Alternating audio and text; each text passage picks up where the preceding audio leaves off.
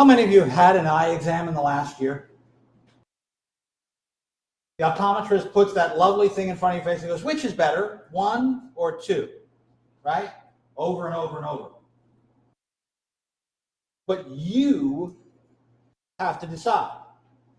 And so one of the things I can try and do for like A/B comparisons exactly like that, or before and after a change is made, testing of a product, is I can think about the way in which the two sets of samples I'm dealing with are related to each other. A paired sampling matches up our data in our two groups in some fashion. And rather than think about the mean of one or the mean of the other, or the change between version 1 and version 2, that becomes the important part. We measure changes.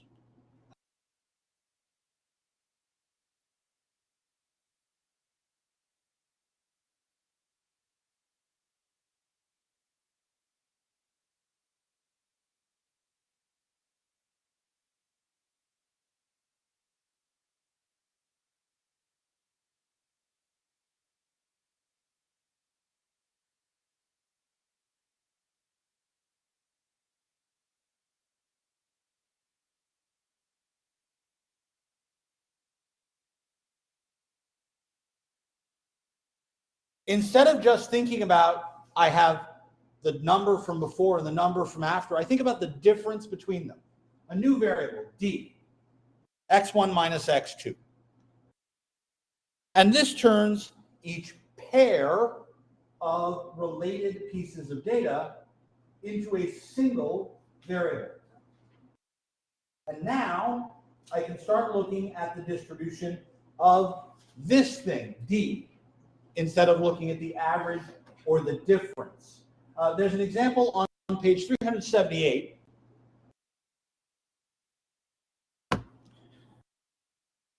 And it shows here in this table, I have sample 1 and sample 2.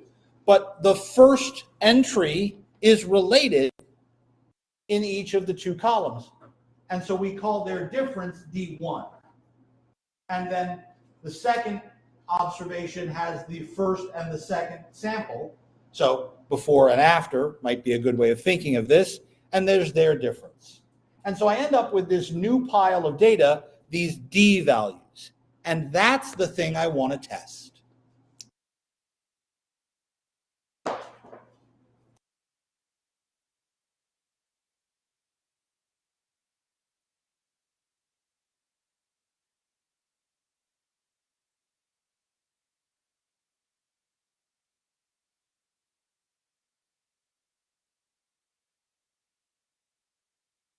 And I can then think about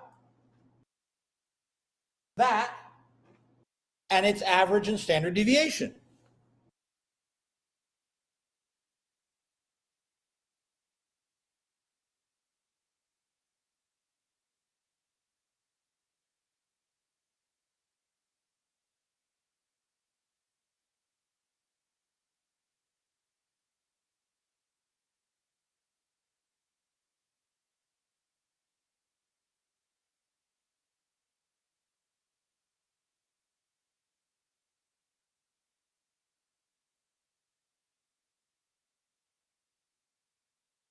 All right, wait a minute. I have a mean of a standard deviation. I can ask, is there a difference between the before set of data and the after set of data? And then I can set up the hypotheses exactly the same way as I did for the t-test we were originally doing. I can do a left tail test. The first set of data is smaller than the second set. A right tail test, the second set of data is smaller than the first set. Or a two-tail test. The second set of data is different than the first set of data. But in that case, I would be comparing this difference to 0. Well, if I'm going to do that, I'm going to go back to what we were doing for one set of data.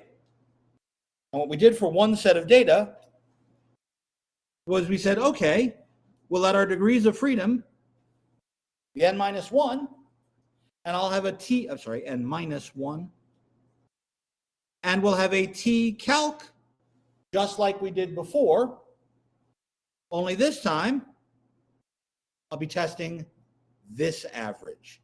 Is that different than my expected average? And I'll use the standard error on the bottom.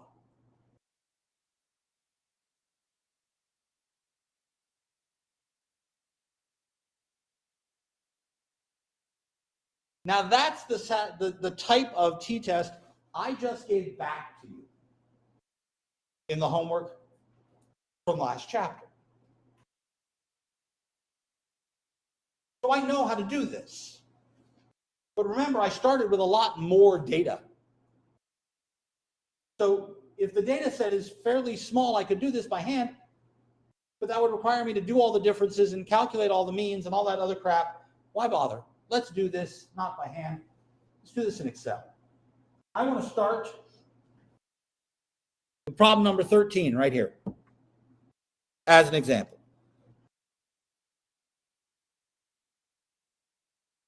Is it true that daughters are taller than their mothers? I want to run a test.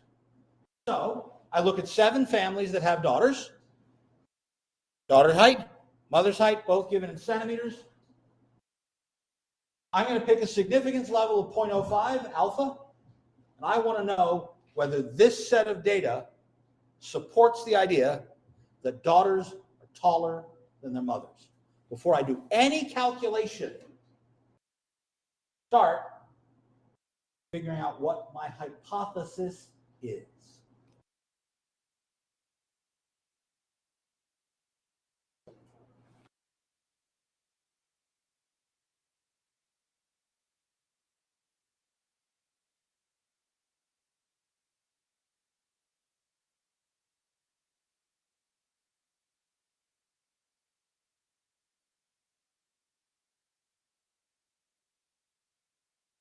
Okay.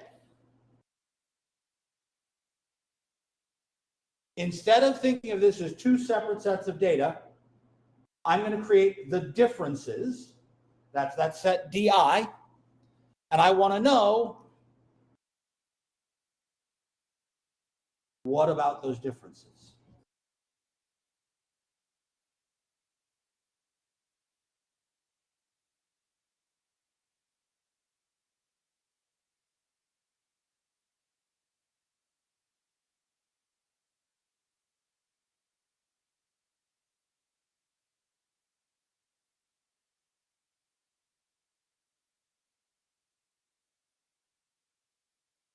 I decided I was going to do daughter's height minus mother's height because that's the order the columns are given to me in the data. So, what is my null hypothesis? What is my alternate hypothesis? Try and answer this question.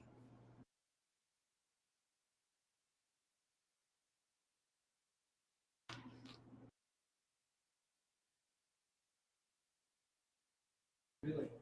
D is greater than 0. D is greater than 0 would mean a yes, right? Daughters are taller than mothers if the difference is greater than 0. So the question is, on average, should the difference be less than or equal to 0 or greater than 0, right? And I want to show that this data supports that it should be taller. That should be my alternate hypothesis. So H1 should be the answer to this question, that the average difference is positive, and then the null hypothesis should be that the average difference is not positive. Daughters are not taller than their mothers on average.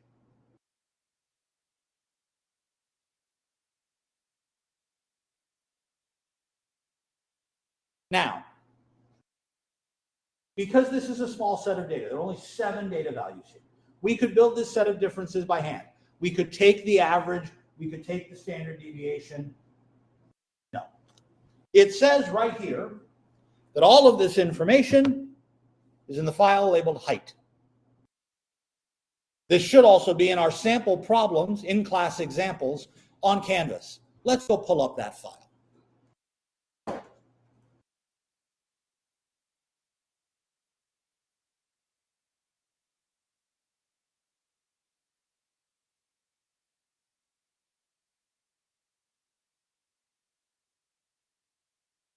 There's the set of data from our height file. I don't want to bother doing all the calculations directly. This is a t-test. So I'm going to go to the data analysis section that we were using on Monday. So I go over here to the data column, and way over here on the end it says data analysis. When I click on that, my option box comes up.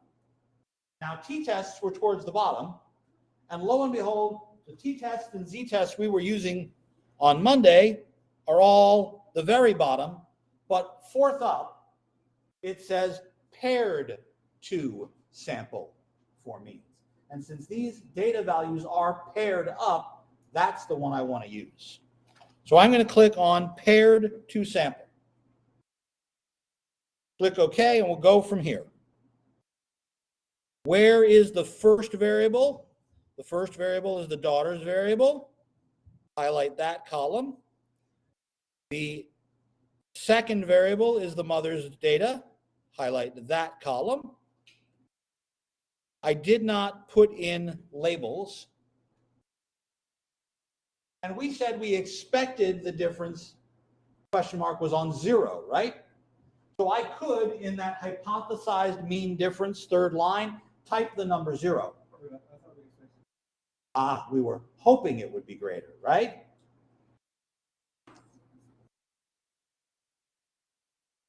We're hoping to find out whether or not it's greater than 0 or not. But that critical line between is our idea true or false is at 0.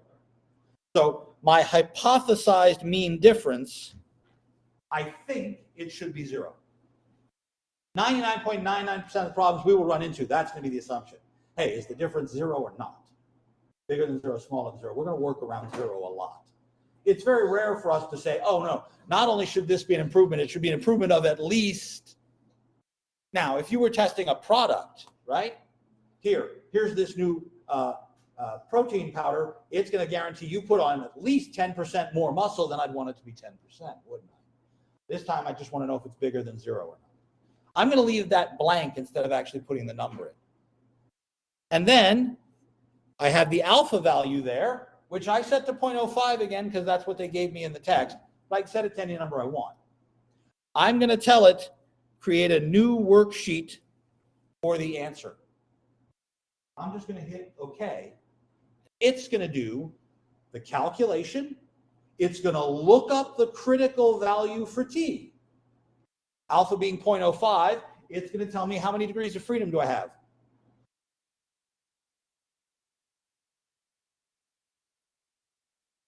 Because it's 7 paired values, there are 7 differences, df is 6. But I don't need to do that calculation. It does it for me. And I can't read that. That's too freaking small. So let's blow that up.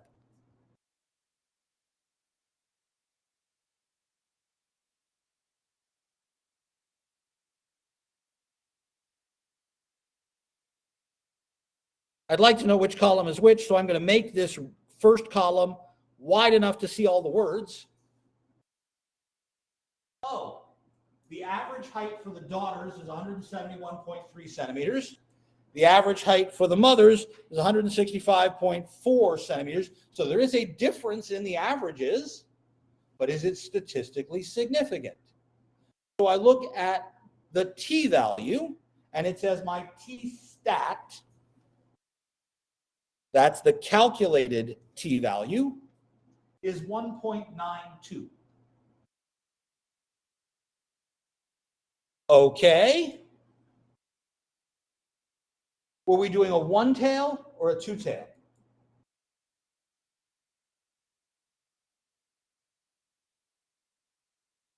Go back and look at our hypotheses.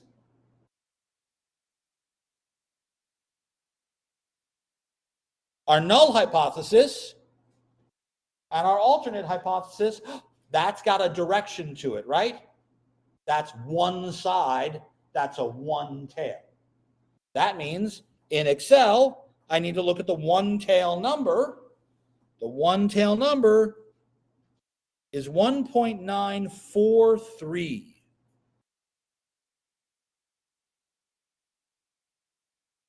Do I say on average they're taller or not?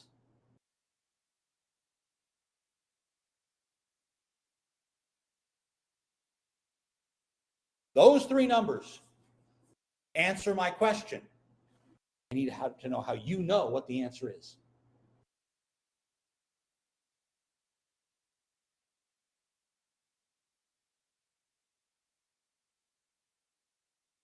When do we reject?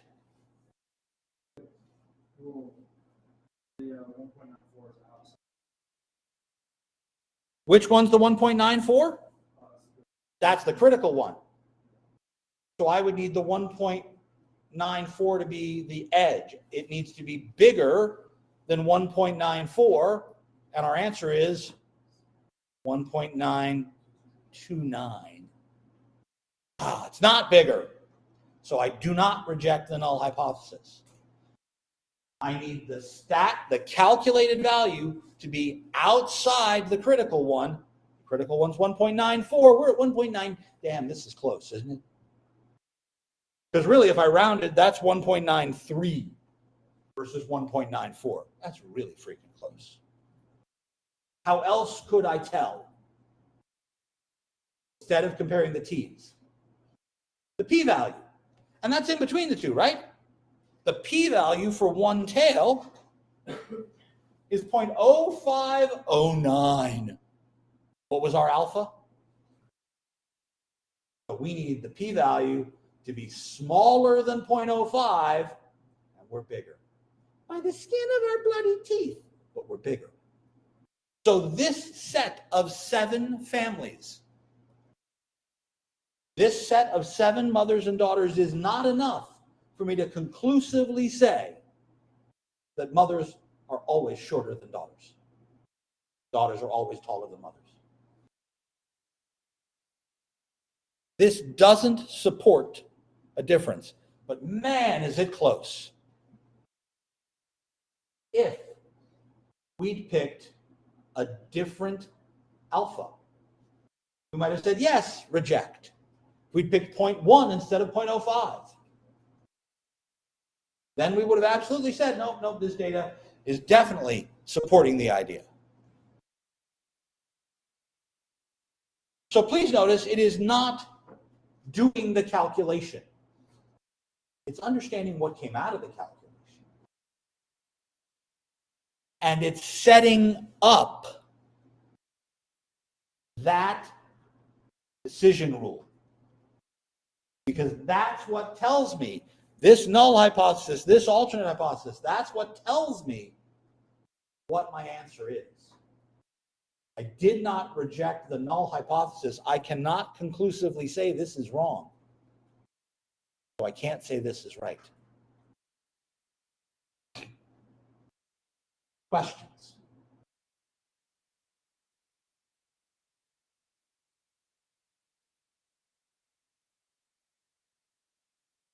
Somebody flip a coin for me, heads, tails. Heads. I'm going to do another problem. I'm going to do number 15. Number 15. Oh boy. We're going to talk about drugs treating epilepsy. Pregabalin and gabapentin are the generic names for anticonvulsant drugs used to treat epilepsy and seizure disorders. GoodRx prices a sample of 10 pharmacies. Do the data show a mean difference between pharmacy prices for these two drugs? And here is our data set. We've got 10 different pharmacies, pregabalin prices in the first column, gabapentin prices in the second column. So, again, all of this is in a data file, GoodRx prices. So I'm not going to do the calculations, but I need to do all the setup beforehand.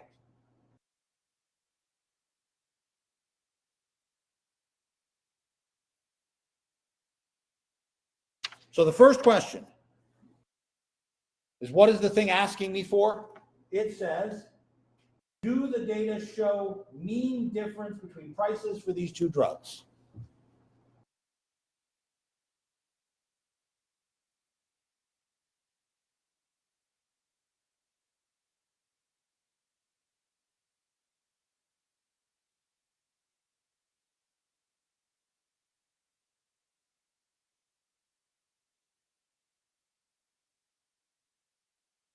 Okay. I need a null hypothesis and an alternate hypothesis.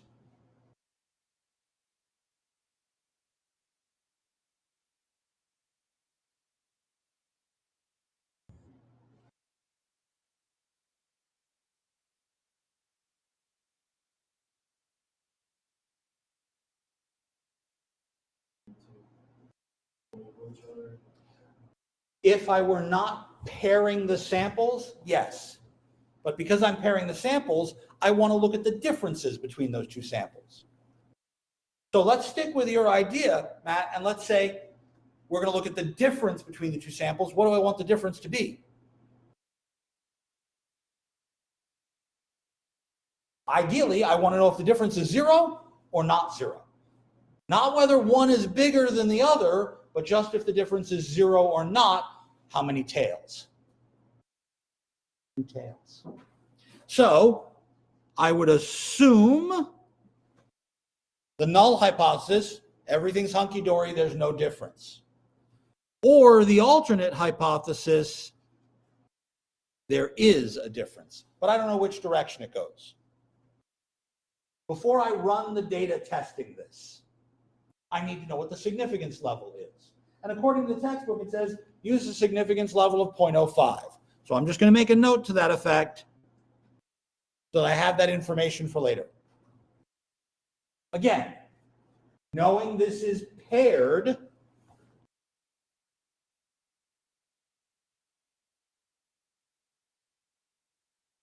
here are my drug prices.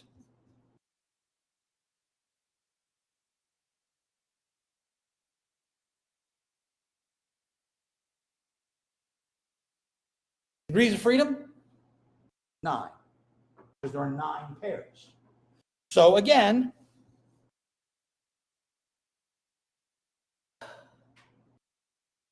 data, data analysis, paired samples. Okay. Now this time, I want you to notice, I'm going to select the data for the first variable. I included the word at the top. I'm going to select the data for the second sample, and I included the drug name at the top. I need to tell it that that first row is the labels, and notice there's a checkbox right there above alpha, says labels. If I check that, instead of writing variable 1 and variable 2, it will label them gabapentin and pregabalin. I can never pronounce that one.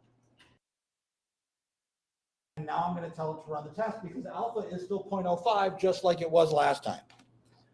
Go. Too small to read, make it bigger. Set so I can read this first column. I'll grab that and make it wider. There.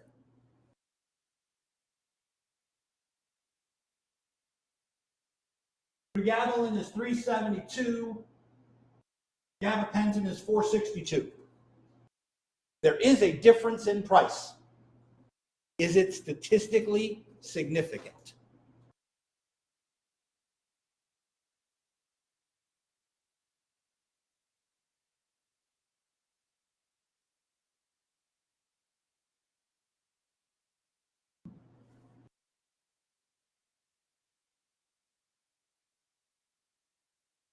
What information do I need out of this pile of stuff?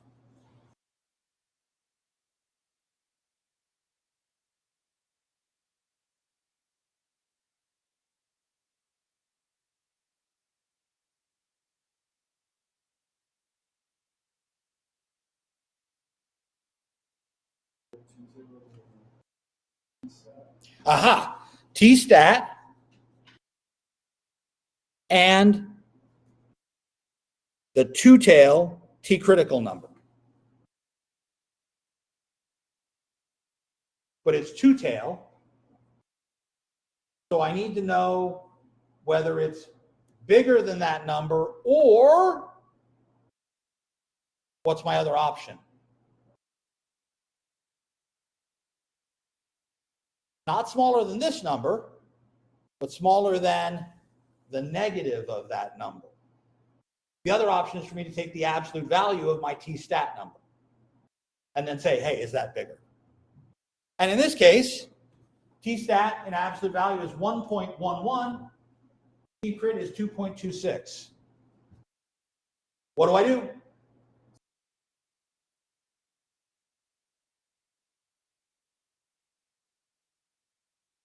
Here's where the problem comes up. I don't want you to do the math. That's a scary thing for a math teacher to say. But I want you to know what it means. What does this math mean?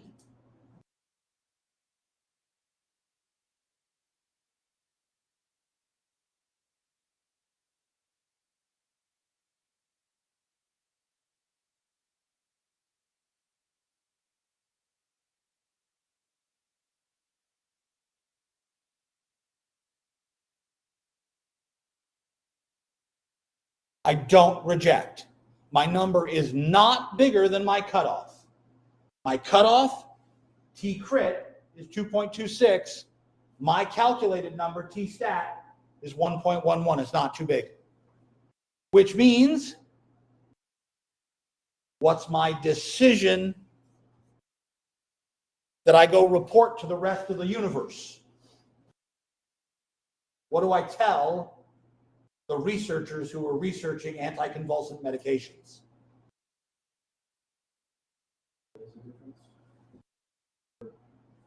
There is or there isn't, Matt. That's really the critical question.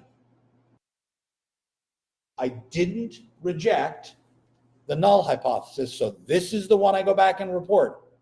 And I say there's no evidence to support a difference in the prices on average. The differences that we found were not significant enough. Now, your pharmacy may sell pregabalin at a cheaper price than gabapentin, or maybe it's the other way around. I don't know. What pharmacy do you use?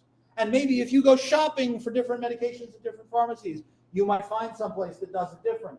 But if you become a pharmacy benefit manager, you're going to ask, hey, is one of these drugs significantly cheaper than the other? Because then we'll tell our patients they need to get the cheaper one first. Now, I have data that says no. There is no preferred cheaper drug because on average, the prices are not different. How else could we have told other than comparing T-stat and T-crit? The p-value. And this time, notice I would need to use the two-tail p-value, which is twice as big as the one-tail p-value, isn't it? Because there's some area on each side. So it calculates the low end and the high end and adds the area together. And I need that to be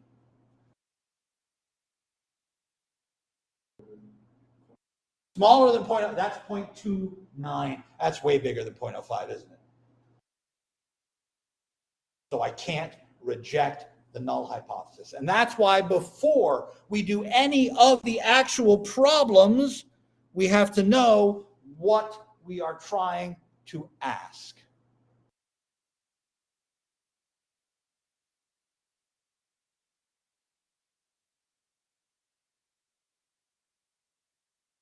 Questions?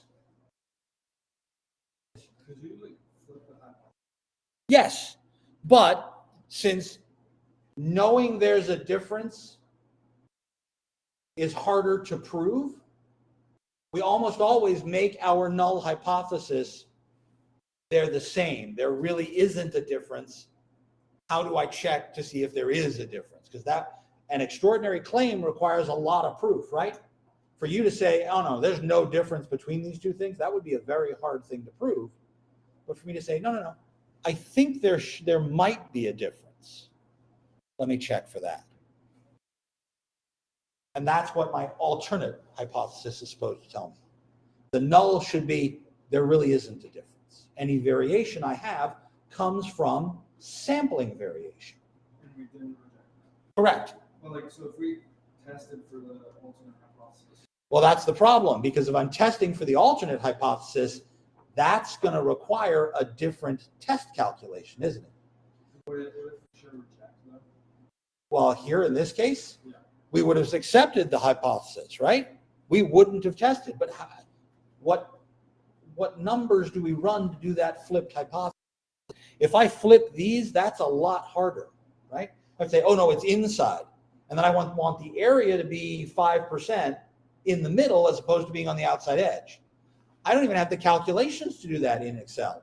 I would need to do the calculus differently part. And that would need the normal table and the t-values, and I don't have the t-table in front of me, much less the version that's in the book only gives me cutoff values for the outside being the size, not the inside being the size. So the difficulty comes in, yes, we can do that, but I turn the math upside down, and I don't know how to do that. Well, I don't think this class should cover how to do that. It would be much harder. And that's why almost always my null hypothesis is, no, there's really no difference here.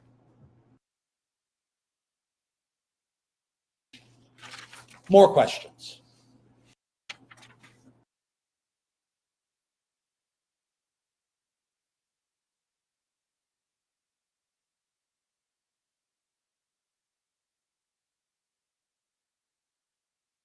I could, absolutely could, do all that calculation by hand. And then instead of doing this in Excel, use the t-table to look it up with the degrees of freedom we had, get the cutoff value based off that table, and make the exact same decision. If I have a large data set, that's a waste of time. And really, if I'm surveying pharmacies for prices, I'm not just going to call 10 of them. I'm going to call all of them in the zip code, right? I'm going to call all of them in the Westmoreland County to try and find out, hey, are drug prices consistent or inconsistent in Westmoreland County? As a pharmacy benefit manager, this might be exactly a job you end up doing on the business office for some pharmaceutical company. On the other hand, you might never hear the word gabapentin ever again.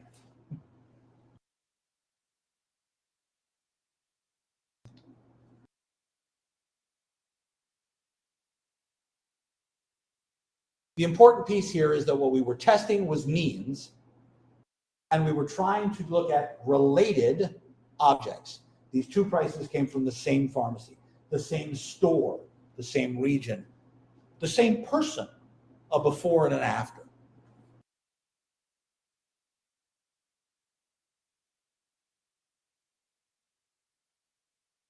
And that's also the means idea we were doing on Monday. But when we did stuff in the homework, we didn't just test means. What else did we test?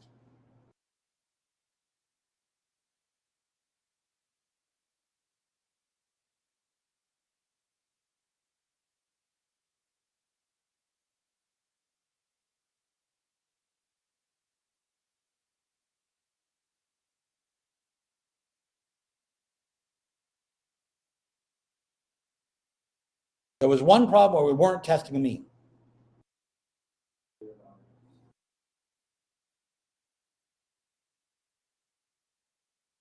Close.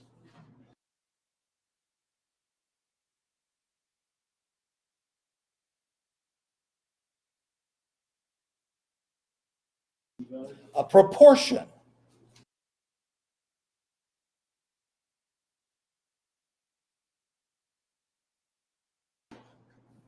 So the P, not a B, really close letter.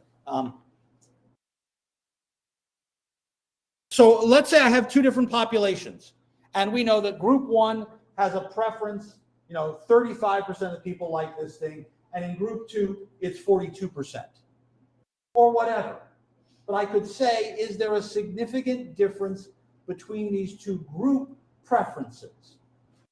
I apologize once again for being political. I have listened to the radio all week long, and they've been talking about how different groups of people voted differently in the election. And if you were from a city of this size or bigger, you had this preference. If you were from a county where the average population was this, if you graduated from college, if you hadn't graduated from college, different ethnicities, all of these behaviors, they looked at the proportion between them. How many people voted for Harris? How many people voted for Trump? What percentages? I want to know, is there an average difference between these groups? And again, I'm not going to play politics. I don't care if you voted or who you voted for. What I am going to say is that I need to know how to make that test and answer the question, is there a difference?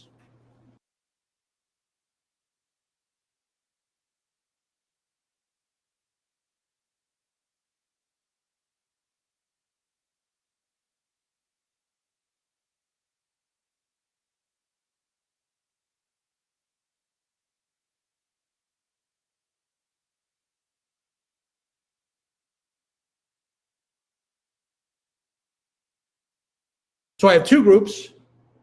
Each one has a proportion, whether we're talking about preferences on soft drinks or voting records, it doesn't matter. We're looking at the proportion of people that like thing or dislike thing, whatever the vote question is.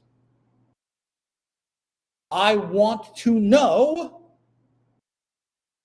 whether this difference is zero or not. That's my null hypothesis.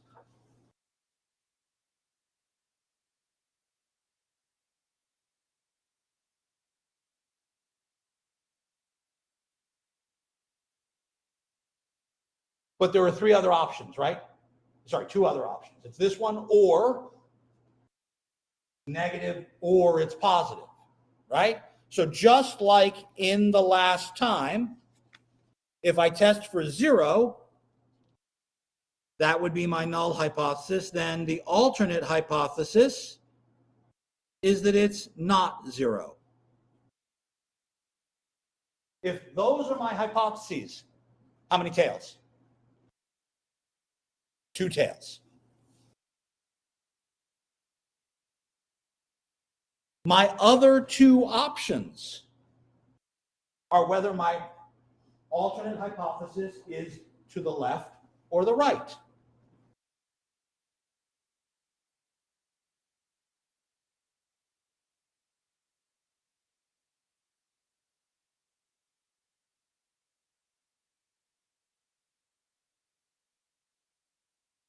That is the set of hypotheses for a left tail.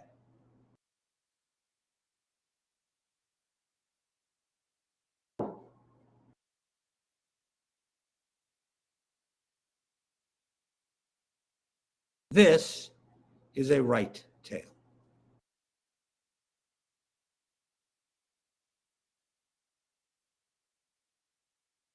So I'm going to do the same idea. I'm going to create an estimator. I'm going to take the actual sample proportions, P1 and P2.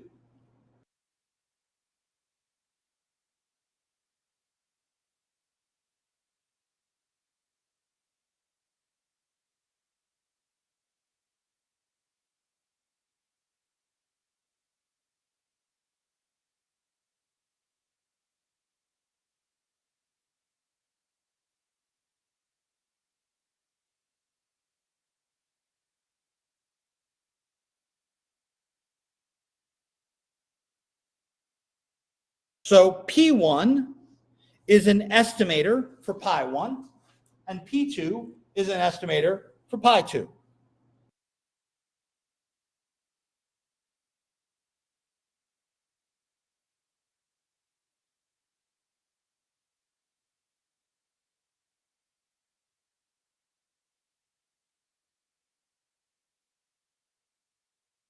This is where I actually go out and sample. I say, okay, I sampled 300 people, and 27 of them said they like this thing.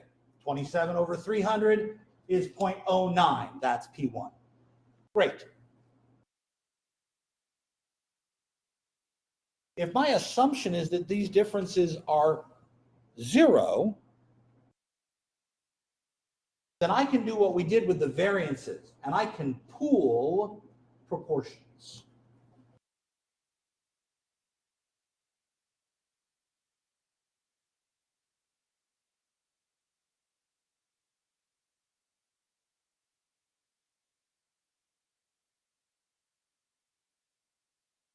And I'm going to call that combined proportion.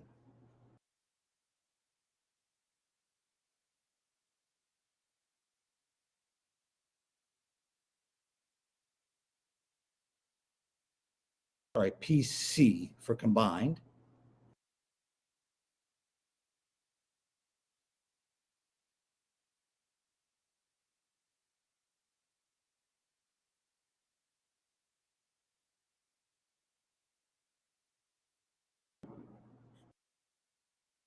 So I said sample 1 was 27 out of 300. That would mean 27 on top, 300 on the bottom. I need the same set of numbers for sample 2, and then I get this combined proportion. Important to note,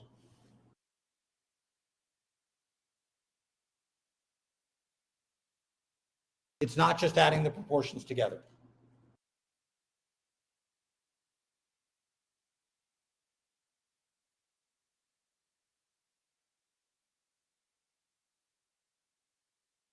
With me so far?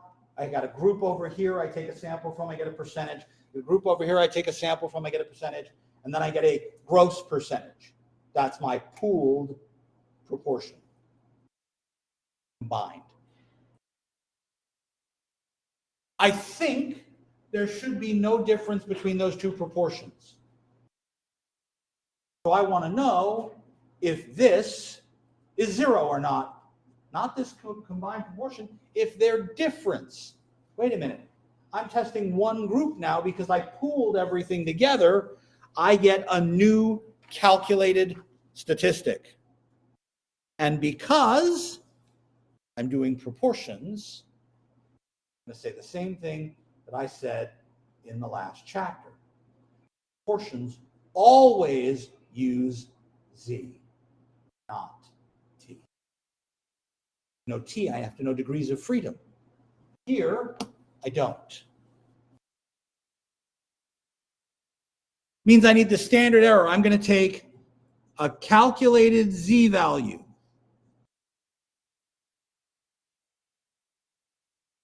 What goes on the bottom is the standard error, right? But standard error for a proportion was ugly. Standard error for a proportion was a big square root.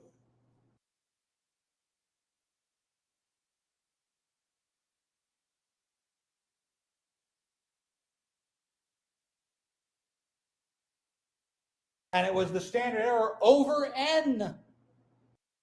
Well, this time I have an n1 and an n2, so I need both fractions in there.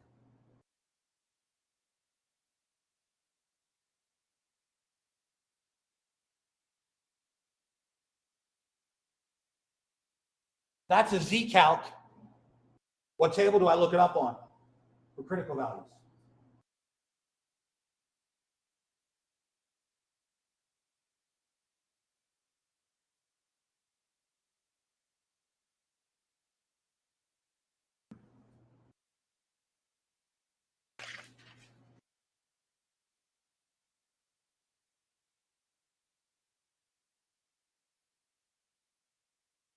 I can use the Z table. That's our normal distribution. That's an appendix C. Whether I use C1 or C2, I'm more likely to use C2 because it's got the end filled in. C1 had the middle filled in. So I'm going to look this up in the Z table, appendix C. Because this calculation is done differently. This one is harder to do in Excel and is not built in. There are several advanced data tools that do build this in. But because this is a proportion question, it's more often done by hand or in a different statistical software. The example I have done, problem number 23, is kind of dumb in its setup. Because problem 23 says, compare whether or not repeat buyers happen at two different car dealerships. If you buy your car at, I'm pulling a name out of thin air, Valley Honda in Monroeville, do you buy your next car there? If you bought a car at Spitzer Toyota, do you buy your next car there? Two different dealerships. Well, at dealership 1, 30% of the people buy their second car there. At dealership 2, 54% of the people buy their second car there. Is that statistically significant? Well, we only asked 50 people in each group, and I want a 1%, 0.01 significance here. So,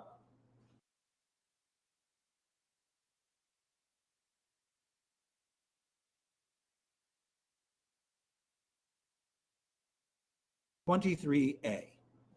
Population, proportion 1 was 0.30, number was 50. Population 2 was 0.54, number was 50. And I'm told that alpha is 0.01. Now, in order for me to do those calculations up there, I need to know how many people said they buy their car, again, at dealership 1. How do I find the number of people in that sample? There were 50 people asked. 30% of them said yes. 50 times 0.3, which is 15 people. Over here, in the second group, 54% of 50 people is 27. Now I can actually do this calculation because I can get PC, S1 plus S2, over N1 plus N2. That's 32 out of 100, or 0. Wait, that's not right. It's 27. Helps if I write down the right freaking number, doesn't it? 15 and 27. 15 and 27 is 42. That's 0.42. That makes much more sense.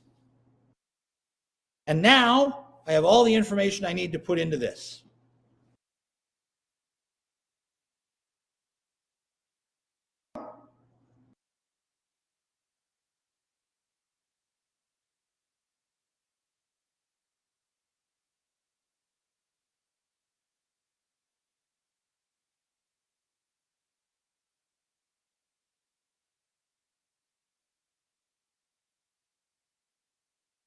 Now I'm going to assume you can get a number out of that.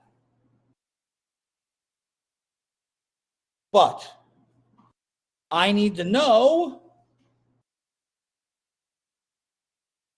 what the critical value is. So go to the Z tables. What has an area of 0.01?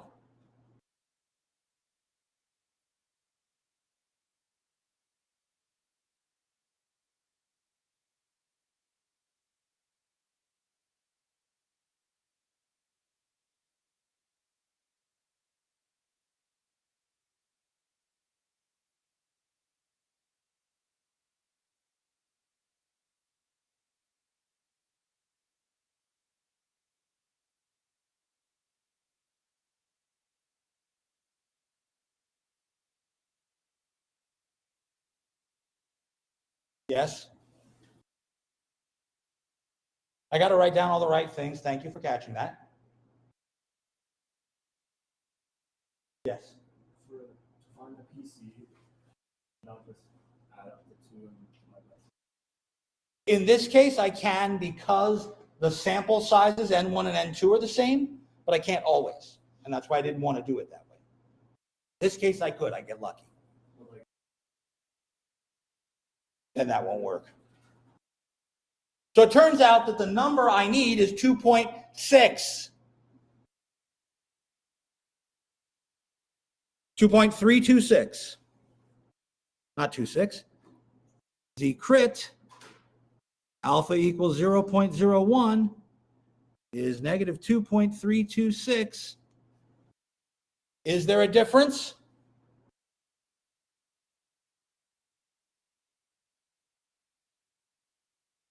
My null hypothesis would have been there's no difference. Do I reject the null or keep the null?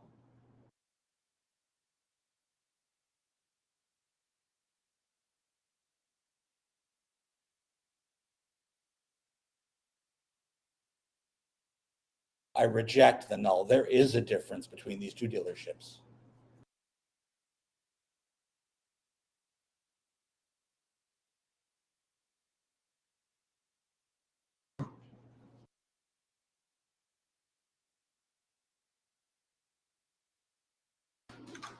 Thank you all very much. I will see you all on Friday. We have more to cover, but that should be the end of this chapter. There's one new test coming.